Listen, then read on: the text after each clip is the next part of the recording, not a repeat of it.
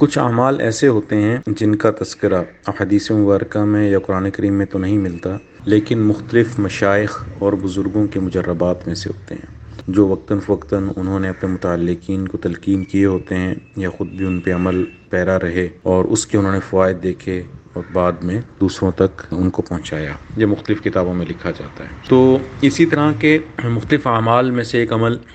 رمضان المبارک کی پہلے دن کا ہے۔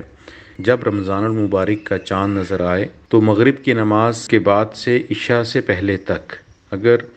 سورہ فتح جو 26ویں سپارے میں ہے اور یہ تقریباً 3 رکوع پہ مشتمل ہے، اس سورت کو 3 دفعہ پڑھ لیا جائے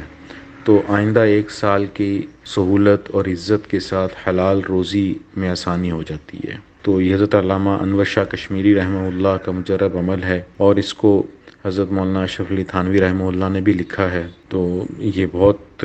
مختلف لوگوں نے بھی دیکھا اور مختلف لوگوں کا بھی عمل کیا ہوا ہے اور مجرب عمل ہے، تو گزارش ہے کہ اس کو بھی ضرور کیا جائے، روزی میں فراخی کے لیے، روزی میں آسانی کے لیے اور عزت والے وسیع رزق کے لیے۔ سورہ فتح 26ویں سپارے کی سورت ہے، اس کو 3 مرتبہ